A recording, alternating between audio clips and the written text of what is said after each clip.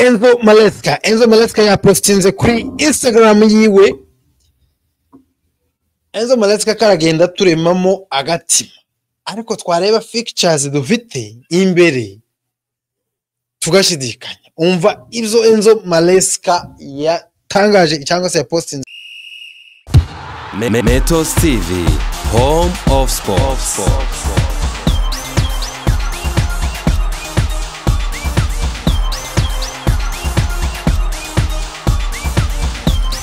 Ibyo ukora bimenwe nawe Yesu arakora. Alright, bakunzwe ba Metos TV, bakunzwe ba Home of Sport, reka twizere kuko mwebwe mwese mumeze fresh, twizere kuko mwebwe mwese mumeze neza kuko bisanzwe muri studio za Metos TV, muri kumwe nanjye Metos. Kandi nanjye meze fresh, meze neza. So amakuru rero nkuko bisanzwe muri Chelsea, amakuru nakagaruka, amakuru abahari every day, every time, every moment. Tuba dufite amakuru menshi mu ikipe ya Chelsea. Tudatinze cyane, tutariwe tuja mu bintu byinshi. You guys, as you know, muzi kuko Premier League ihagaze, amashampiyona yose ku mugabane w'Uburayi ndetse n'ahandi hatandukanye yose arahagaze, kubera kuko abakinyi bagiye gukinira amakipe yabo y'ibihugu. Hari abagiye gushaka amatike aja gukina igikombe cya Afrika, hari abagiye gushaka amatike aja mu gikombe c'isi, ndetse hari n'izindi ziri gukina ico bita UEFA Nations League. So uyu munsi rero Ubwongereza bwakinye. Mushobora kwibaza ngo ese nukubera iki mvuze Ubwongereza? Kubera iki navuze izindi kipe zitandukanye zakinye ku munsi w'ejo? Kubera iki ntavuze izindi zitandukanye zakinye uyu munsi nkaba nsimbiye ku Bwongereza? You guys, this is the reason here. Iyi niyo mpamvu yatumye nzana Ubwongereza nkabuvuga bwonyine gusa. Reece James, relaxed celebration. Bamubajije kuri celebration ye yakoze ituje, itarimo ibyishimo byinshi, nyuma yaho yari amaze gutsindira free kick cyangwa se kufra yo kurundi rwego. Uyu ni my captain Reece James. Ubwo bakinaga uyu munsi, Reece James yateye icyo baza bita kufra, free kick. Guys, abakinyi bose babura umupira, umunyezamu babura umupira, bashakisha umupira babura iyo waciye, baza gusanga umupira uri mu rucundura gusa. My captain Reece James. Kandi iyo mbonye Reece James ari mu bihe nk'ibi ngibi, akoze ibintu nk'ibi ngibi, numva nishimye, numva merewe neza, numva mfite umunezero kubona my captain ahari, kubera kuko Reece James ubundi nta muntu numwe wigeze ashidikanya ku mpano ye. Reka tubanze tubigarukeho hano. Babimubajeho rero, iriya celebration yiwe yari ituje, asa nkaho atishimye cyane, kandi yari amaze gutsinda igitego gishobora kuzaba ari igitego cy'umwaka. Noneho bamubajije aravuga ngo I was surprised it went in. Ati nabaye very surprised, surprised, natunguwe kubona umupira ugiye mu rucundura. But looking at the replay, it was probably tough for the keeper to get there. Aravuga ati ariko ndebye icyo baza bita replay, ati nabonye kuko byagoye umunyezamu kugira gute gufata uriya mupira, kubera ko yateye kufra ari kure, ku buryo nta muntu numwe watekerezaga kuko ico gitego cyari kujamo, nta numwe.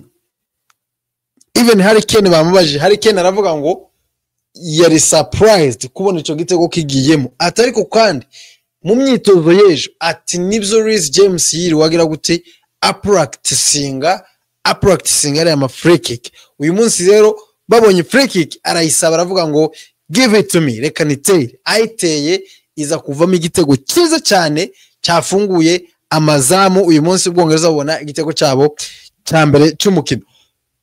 Aho nari mvugiye, ubundi nkunda kubona captain Reece James ari mu bihe bye. Iyo ndi kubona captain Reece James atari mu bihe byiza, imvune ninshi, niyo yagarutse ugasanga nta performinga neza, kubera kwifata, akanga gukora cyane, kwanga ko ashobora gusubira kuvunika. ukabona Reece James arakina ariko atari Reece James, ariko twese nta muntu numwe wigeze ashidikanya ku mpano ya Captain Reece James, nta muntu numwe wigeze ashidikanya ku buhanga bwe, nta muntu numwe wigeze umubona nk'umukinnyi udafite ubushobozi, ahubwo ikibazo Reece James agira, Captain wacu agira ikibazo cy'imvune, ariko iyo yagarutse iyo ahari tuba tuzi kuko dufite iki, tuba tuzi kuko dufite umukinnyi. Ikindi kandi iyo ari mu mwanya we, iyo ari mu mwanya we, Enzo Maresca nzanyoberwa ahantu aza kuri igitekerezo cyo gufata Captain Reece James akamukura ku ruhande rwe tumumenyereyeho, akamukura kuri kabiri ahasanzwe akina tumubona tumumenyereye, akamufata akamuzana muri midfield. Enzo Maresca ako kantu rwose karancanze kubera kuko Captain Reece James yes niba ashobora no gukina muri midfield, ariko ntago ashobora gutanga ibyo atanga mu gihe ari gukina ari gukina ku mwanya wiwe. Zaje kurangira rero Captain ari we uje no kuba man of the match. Muramubona hano Captain Reece James, man of the match for England, massive impact under Thomas Tuchel. Ati yakoze impact ikomeye ubwo yarabanje mu kibuga bwa mbere, nyuma yaho his ex coach Thomas Tuchel yaragarukiye mu Bwongereza. I was very happy, nishimye kubona Captain Reece James agaruka mu kibuga agakina kuri rya rwego, agatsinda igitego kimeze kuriya, akongera noneho akaba na man of the match. Ubundi bino bintu nkunda kubibona yari gukina mu ikipe yanje ya Chelsea, ariko kandi no kubibona bikora mu Bwongereza biriya bimikizere kuko mu mukino wacu ubutaha ubwo tuzaba twakira ikipe ya Tottenham Hotspur, Captain Reece James azaba ari fit, azaba ari ready, azaba ari hariya kugira ngo abashe guhagarara arwanire ikipe ye kwigumisha muri top 4. Yes, twagiye andi makuru ari next. Uwo bita Jordan, bamwita Jordan Sancho. One, Chelsea has an option to send Jordan Sancho back to Manchester United in June, as it reported. It's worth $5 million, as Athletics reports, up to Chelsea, as Sancho would be happy to stay. Chelsea would pay fee around $25 million if they decide to sign Jordan on permanent deal. You guys, njewe ibintu bya Chelsea bisigaye bincanga. Batuzanira Jordan Sancho, bavuze kuko Chelsea yazanye Jordan Sancho imukuye i Manchester United, bamuzana on loan with obligation to buy. Bamuzana bafitanye contract yuko harimo obligation yo kumugura. No matter what happened, as long as ibiri muri contract yiwe Chelsea yabashe kubigezaho, Chelsea igomba kumugura. Ta option yo kumusubizaho yari ihari. Kandi contract yiwe ngize iminsi nari basobanuriye ko ari kuvuga ngo Chelsea irangize mu ikipe 14 za mbere, Jordan Sancho bamugure permanent kandi bishure $25 million. Chelsea irangije mu makipe ari inyuma y'umwanya wa 14 gukomeza uja kuri 20, ico gihe yari guhita asubira hehe i Manchester United Express. Noneho Chelsea biragaragara neza kuko izorangiza muri iriya myanya 14 ya mbere. Uko biri kose ntago dushobora kurangiza ku mwanya wa 15. Noneho kubera performance ziwe zitari nziza, kubera uburyo adahozaho kwa Jordan Sancho, kubera uburyo Chelsea batangiye kubona kuko ashobora kubabera igihombo, kubera kuko nibaramuka bamusinyishije akongeza agatangiza performance zimeze gutya, bamwishura uyu mutipe yishuga ibihumbi bigera kuri 300 guys by'amapaundi ku cyumweru, kugira ngo Chelsea zerize yishura ari amafaranga ku mukinyi udahawe utanga umusaruro. Babonye byanze, none umva bahinduye, bavuze ngo bafite icyo bazabita option to send Jordan Sancho back to Manchester United. Bahita Chelsea FC, kandi ngo bakamusendinga bishyuye fee it's ninka penalty ni nk'amafaranga baba baciye kubera ko batabashije kubahiriza ibiri muri contract, so bamusending back ariko bongereho amafaranga izindi miliyoni zingahe 5. You guys muremezanya na Chelsea yishyura 25 to keeping Jadon Sancho cyangwa se twishyure miliyoni 5 Jadon Sancho asubire? According to myself, according to me, Metos miliyoni nubwo zoba 10 Chelsea zicure Jadon Sancho agenda asubire i Manchester United, agenda korereyo ibitangaza. Mu bigaragara hani wacu nuko Jadon Sancho nta kintu kinini cyane tumutezeho. Of course turacafite imikino 8 guess yo ashobora kuzigaragazamo tukarebye ashobora gukora kubera ko kumusinyisha ni muri June, kumusinyisha cyangwa se kumurekura gasubirayo turacafite igihe urumva kugeza mu kwa 6, ariko no matter what happens ntago nshaka gukipinga Jadon Sancho. Ubundi je ntago nkunda abakinyi babanebwe, sinkunda abakinyi babanebwe rwose. Jadon Sancho yamaze yatweretse ubunebwe buri kurundi rwego rwo hejuru. So ayandi makuru nanone ajanye n'uwo bita Jadon Sancho. Relations between Chelsea and Jadon Sancho are strong, and the club's intention to sign a new winger in the upcoming market related more to uncertainty over Mikhailo Modric availability. So anga bavuze ngo ubusabane cyangwa se imibanire ya Jadon Sancho ndetse na Chelsea bavuga kuko imeze neza, ihagaze neza, irakomeye.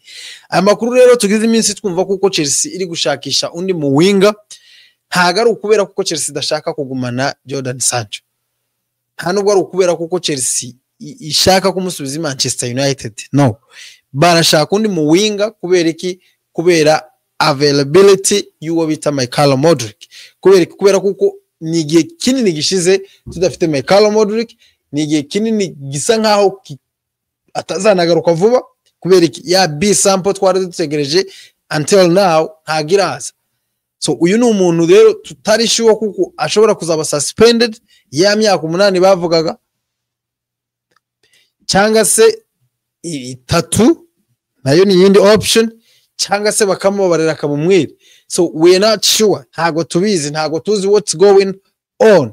So ariko Chelsea yatangaje ravuga ngo kuba turi gushaka undi mu winga kubera ko barashaka mu winga ukinurire ya mwanya wa Sancho, kandi uriya mwanya wa Sancho bawukinanagaho na Modric. So bavuze ngo kubera ko turi gushaka undi mu winga ntago turi kubishaka kubera iyi case ya Jadon Sancho kuko dushobora kumusubiza Manchester United cyangwa se tukamugumana, ko turamushaka kubera kuko tutizeye availability y'uwo bita Mikhailo Modric. So bashobora kugura undi rero wo gusimbura Mikhailo Modric akazakinana na Jadon Sancho hariya, kimwe nuko bashobora gusubiza Sancho i Manchester United, noneho uwo bita Mikhailo Modric uwo muwinga wundi bazaba baguze akaza hariya akabasha kutwiyereka. So andi makuru najyanye n'uwo bita Kepa Arrizabalaga. Ndayano Bournemouth are looking into turning Kepa Arrizabalaga's loan into a permanent deal from Chelsea. Ati kipe FC Bournemouth kirashaka uburyo bwishobora bwose cyangwa se inzira zishoboka izarizo zose kugira ngo bashake uburyo bashobora guhindura iriya loan cyangwa se uriya mukopo wa Kepa Arrizabalaga babashe kuwuhinduramo permanent, babashe kumugura biri permanent. Murabizi kuko iyi loan ya Kepa Arrizabalaga muri FC Bournemouth iyi niyo baza bita dry loan, n'umukinyi batanze hariya muri June azagaruka bidafite obligation, bidafitemo contract yo kumukipinga cyangwa se yo kumugura biri permanent. Niyo mpamvu bavuze ngo they are trying ko baragerageza uko bashoboye byose kugira ngo babashe kugira gute, babashe kuba bo kumvikana na Chelsea uyu waruri on loan, noneho bakamugura umwaka utaha akabakinira ari umukinyi wabo uri permanent, cyane kuko Kepa Arrizabalaga yitwaye neza guys muri no season, muri season mu banyezamu beza beza bari muri Premier League. Kepa Arrizabalaga it's one of them. Nubwo bitaduhiriye twe nawe, nubwo agifatira Chelsea wenda hari bitaragenze neza, ariko kandi ntago dushobora kubica ku ruhande ngo tureke kuvuga kuko ari umwe mu bazamu beza bari muri Premier League right now. Kandi ni umuzamu uri kugerageza kuba yozana ikipe yiwe hehe muri zine za mbere, cyane kuko itari n'inyuma cyane yacu, bari hafi cyane na Chelsea. Dushobora kuba dusiganwe amanota nkane niba ari menshi n'atanu. So baracyariho iyo possibility rero yuko bashobora kwisanga hehe muri Champions League. Kandi ibyo ngibyo byose babikesha uwo bita Kepa Arrizabalaga ndetse n'abandi bakinyi babo bagiye bafatikanya kugira gute, bagiye bafatikanya gutanga zira performance nziza. Nkibaza ati Chelsea twagiye duhuzagurika mu bibazo by'abanyezamu.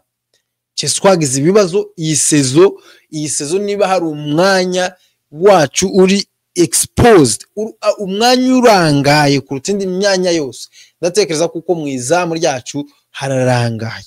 Izamu ryacu riri gutyo, ni ikintu kiraho gusa gisa nkaho kitagira umunyezamu, kimwe nuko dushobora guhagarikamo ipoto cyangwa se tugahagarikamo ibindi bintu, kubera kuko Robert Sanchez ngewe even now Robert Sanchez ntabwo ndamubona mu munyezamu guhagarara mu izamu rya Chelsea.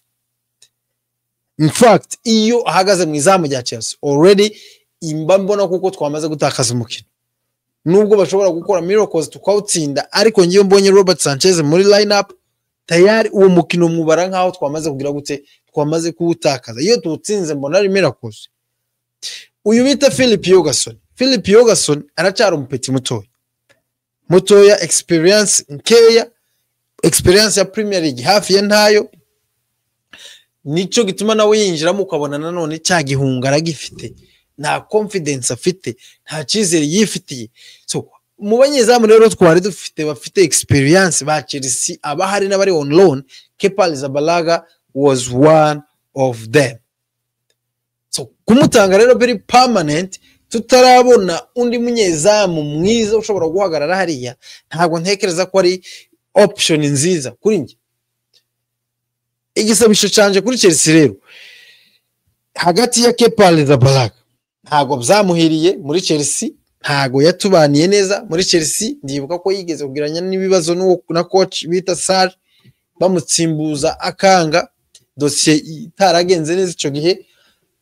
Ariko mu banyezamu beza dufite guys, banyezamu beza dufite abari on loan n'abari, Kepa Arrizabalaga is one of them. Ntago dushobora kubeshanya right now ko turavuga ibintu biri ubu nyine. He's one of them. Dufite uwo bita Petrovic, Chelsea itatugaruriye Petrovic, tizane Mendes, nubwo Mendes nawe yakiri umupeti mutoya, na experience nayo iracari hafi ya ntayo. So uyu nawe nta cyizere dushobora kugira gute, dushobora kumuha. Je mu banyezamu babiri beza Chelsea mbona ifite ubu nyine, nuko ishobora kutuzanira Petrovic as option number 1. Uwo niwe number 1 bagomba kuzana, bamara bakazana Kepa as a number 2, Kepa Arrizabalaga as a number 2. Bari yabandi dufite bombi bakabafata bakabatanga on loan. Bitabaye ibyo bagurishije Kepa Arrizabalaga, batugurire undi munyezamu cyangwa se bazane Mendes asange Petrovic hariya. Mendes abe Kepa number 2, Petrovic turamuzi already, twaramubonye yaradufatiye hariya, turamuzi ubuhanga bwe twamaze kubona, nahari ubuhanga tukomeje kubwerekana toujours. Bamuzane uyu Mendes bamugire number 2. Ariko next season ntago nshaka kongera kubona uwo bita Robert Sanchez, even Philip Yogason ntago nshaka kongera kubabona ari bo banyezamu b'ikipe ya Chelsea FC. Arandi makuru nanone uwo bita uwo bita Broja. Chelsea has a big respect for Armando Broja, coming from the academy, a good talent, but Chelsea do not believe he can be an important part of the squad in the future. Expect him to be on the market. So Chelsea ngo yizera uwo bita Armando Broja. Armando Broja ku bantu batamuzi ni umukinnyi wa Chelsea wakuriye muri academy ya Chelsea, aragenda ageze muri Chelsea ntibyamuhira, baraguma baramutiza mu makipe atandukanye, bamutije muri Southampton, sinibuka indi kipe bamutijemo, ubu nyine akaba ari umukinnyi utije mu ikipe ya Everton. So Chelsea rero ibyo yamuvuzeho, bamuvuze ko they respect, baramwubaha nk'umu academy wabo, nk'umukinnyi wabo wavuye muri academy, kandi bamwubaha nk'umunyempano nziza cyane. Atariko ntago Chelsea yizera kuko uyu nguyu ashobora kuba umukinnyi w'ingenzi cyangwa se umukinnyi ngenderwaho muri future y'ikipe ya Chelsea. Ati ndetse tumubona nk'umukinnyi tugomba gusohora muri ino sama tukamugurisha. Armando Broya ni umukinnyi utari mubi cyane, ni umustriker utari mubi, ariko ni umustriker wagiye ugira ibihe bibi, ni umustriker wabaye imbata y'imvune. Armando Broya kesi yiwe ni nk'iya Captain Reece James, ni nk'iya Romeo Lavia, ni nk'iya Wesley Fofana. Armando Broya ni umukinnyi uza akaza mumubona ko ashobora kubaha byinshi cyane, ariko yashika mu mukino umwe cyangwa mu mikino ibiri ugasanga Armando Broya agize gute, abonye injury, kandi yafata injury bikaba bigiye kumwicaza hanze almost season yose cyangwa se season yose. So no mu academy wa Chelsea akizamuka wabonaga kuko ahari, kandi wabonaga kuko afite iyo tala cyangwa se afite iyo mpano, wabonaga kuko ari umwata kushobora kuza hariya muri Chelsea.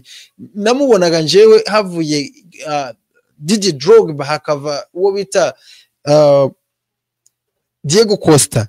So nabonaga Broya nk'undi mwataka uzaduhira cyangwa se uzakora miracles hari, uzandika amateka hari bikurikiranye uburebure bwiwe, speed yiwe, even na skills n'uburyo akina, ubona ari umwataka pe. Ariko yageze muri Chelsea biranga, imvune ziramwukama, naho bamutijije ntibizamwemerera. Uyu nguyu birangira agize gute, asa nkaho aduhombeye. Niyo mpamvu Chelsea rero yasohoye iyi statement iravuga ngo turamwubaha nk'umu academy wacu, ariko kandi ntago twizera, nta nubwo tumubonamo umukinnyi dushobora kuzubakiraho ekipe yacu muri future. Niyo mpamvu Chelsea yamushize ku isoko, bashaka kugira gute, bashaka kugurisha uwo bita Armando Broya. Uyu nguyu rero nawe akaba ari muri list y'abakinnyi dushobora kuzabona basohoka muri Chelsea season muri summer y'ubutaha. You guys, I don't know how you think about this guy. Sinzi uko mutekereza kuri Armando Broya, namwe muramuzi, niba mubona ari umukinnyi dushobora kubakiraho ikipe cyangwa se ari umukinnyi dushobora kugira gute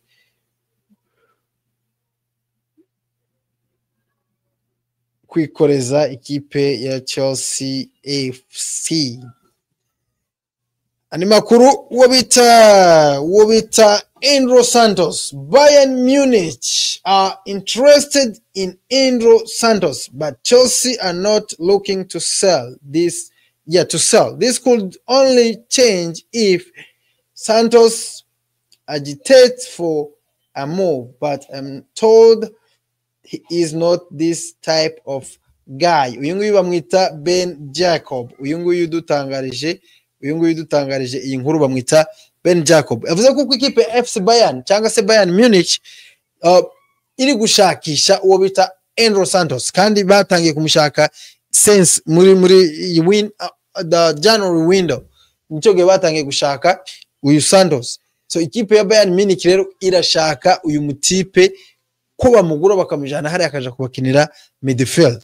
Atariko Chelsea ntago yifuza kugira gute, Chelsea ntago yifuza kugurisha Santos. Chelsea irashaka kumukipinga hariya, barashaka kumugarura muri sama, kubera kuko ashaka gukinana n'uwo bita Enzo Fernandez hari umwanya, akaba ariwo bazoza bari abatsimburana, ari babita abasimbura, right? Whatever, ari uzaza usimburana na Enzo Fernandez kururiya mwanya, kandi akaba ari umupeti wabashije kugaragaza impano already. Afite impano, umurebye namukurikiye mu ikipe ya Brazil y'abatoya, Chelsea ija kumugura ni umutipe w'umuhanga cyane uzi umupira hariya muri midfield. So umurebye no muri Strasbourg akina right now ubona ari umukinyi mwiza cyane, ariko Chelsea tarabasha kugira gute, tarabasha kubonera umwanya ngo ibashe kumuha chance yo kuza hariya bavuge ngo ashobora gustayinga agakina season hariya kugira ngo tubashe kureba ibizo Andrew Santos ashobora kugira gute, ashobora kudu. So Bayern rero yatangiye kugira gute, yatangiye kumushaka, ariko Chelsea yahakanye ivuga kuko Chelsea ntishaka kugira gute kugurisha uyu mutipe, ariko Chelsea sigaho option y'umukinyi kuba yo kwihitiramo. Baravuga ngo igishobora guhindura mind ya Chelsea kamugurisha nuko umpeti wenyine yaba yihitiyemo kugira gute, yaba yihitiyemo kugenda cyangwa se gusohoka mu ikipe ya Chelsea FC. Turi hafi kugana ku musozo. Enzo Maresca yapostinze kuri Instagram yiwe.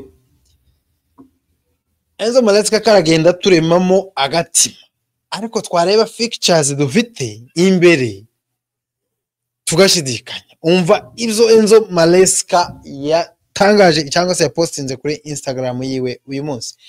Enzo Maresca yavuze ngo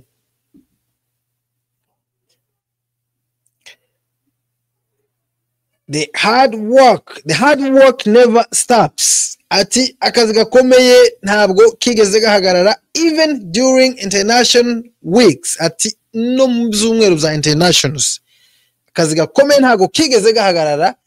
Nuvuga ngo bakomeje ku working hard, bakomeje gukora no muri iki cyumweru cha internationals. Aravuga ati we never stopped. None umunsi aravuga ngo fourth in the Premier League. Ati turabakane muri Premier League. Ako kantu nagakunze kandi hope ko tuzoguma hari, hope ko tuzoguma hariya cyangwa se tukagira gute, cyangwa se tukigira imbere. Yavuze ngo fourth in the Premier League. Arangira avuga ngo quarter finals of the UEFA Conference League. Ati no muri Conference League tukaba tugeze aho bajya bita muri quarter final. Arangira avuga ngo FIFA Club World Cup. Ati kandi tukaba turi no muri FIFA Club World Cup. Avuga ngo together with our fans all over the world. Ati twebwe hamwe n'abafana bacu kwisi yose. Guys, niba vuze kwisi yose mwumve ko namwe murimo, mwumve ko murimo abafana ba Chelsea kwisi yose. Natwe turimo, abari muri Amerika, abari mu Rwanda, abari mu Burundi, abari Bugande, abari ahantu hose wicaye uri umufana wa Chelsea, uri umwe muri abafana ba Chelsea bari kwisi. Avuga ngo together with our fans all over the world, let's keep the blue flag fly high. Bamwita Enzo Maresca. I like this. Inabikunze. Yavuze ngo turabakane. Yatangiye avuga ngo hard work it never stop. Gukora cyane ntago byigeze bihagarara even no muri international weeks. Ntago byahagaze. Aratwibutsa, aratubwira ngo turabakane muri Premier League. Yes, turabakane kandi hope ko tuzohaguma. Iyaba nje sinari guhurutsa rino jambo kubera iki? Kubera ahantu ndi kubona turi. You guys turabakane ari kurebye ziri inyuma yacu ni nkaho turi kumwaho. Man City is 1 point. Newcastle ifite kirarane igitsinze yahita dutambuka. N'izindi nazo ziratwegereye. Turabakane dushobora kurangiza kuri uwo mwanya wa kane kimwe nuko twarangiza ku wa gatatu cyangwa se tukarangiza no hanze y'uwo wa kane. Ariko we yatwibukije aratubwira ngo we are fourth in the Premier League. Turabakane muri Premier League. Aravuga ngo turi muri quarter final ya UEFA Conference League. Yes, aho ngaho turahari, ariko kandi kintago cyari ikintu cyo kuza kwirata hari. Conference League ni equipe na ahantu tutakagombye kuba turi, na ahantu twisanze, ina ahantu kuba tutahara ahubwo nibyo byari kuba bishebeje kubera ko ikipe turi mu gukina nazo ni ikipe udashobora kugereranya n'ikipe ya Chelsea. Arangije aravuga ngo FIFA Club World Cup nayo tuyirimo. Iyi ngiyi nayo reka mbibutse kuko twabaye qualified muri iyi FIFA Club World Cup long time ago. Kubikire ku ngoma ya Roman Abramovich. Nico twabaye qualified. Aba ba owners batarafata Chelsea. Aba coach era Thomas Tuchel. ariko navyo nabonye Enzo Maresca yaje kubivyinira sinzi, ariko arangije aratwibutsa aravuga ngo abafana twebwe twese ba Chelsea aho turi aho duherereye kwisi hose, let the blue flag fly high. Shayi nabikunze pe, nabikunze, nakunze ko yabitwibukije. Ibi ngibi bitwereka kuko nawe Enzo Maresca himself nawe uyu mwanya wa kane arawushaka, uyu mwanya wa kane arawifuza. Ikindi kandi arifuza kugira gute, arifuza kina Champions League umwaka utaha, kandi ivyo nivyo twese twifuza kugira gute, twifuza kwibonamo. Ni Conference League narababwiye umunsi tuyitangira, umunsi tuyijamo ndababwira ngo tuzayitwara guys, narababwiye ngo tuzayitwara. Europa League twayigiyemo twice, tuyitwara twice. Champions League tuyifite twice, nubwo yo wenda tuyigiyemo inshuro nyinshi tukayitwara kabiri, ariko hariya aba hari abagabo. I Conference League nayo rero uko yabingana kose, uko yabisuzuguritse kose, ubutoya yabifite, igomba itahe Stamford Bridge. Niko niko bimeze. Thank you guys for watching. Thank you so much for supporting Metos TV. Niba utarakora subscribe, please do so. Mukore subscribe, dukomeze du supporting channel yacu, dukomeze tuduge, dukomeze twizamukire. Thank you so much. Metos TV, home of sports.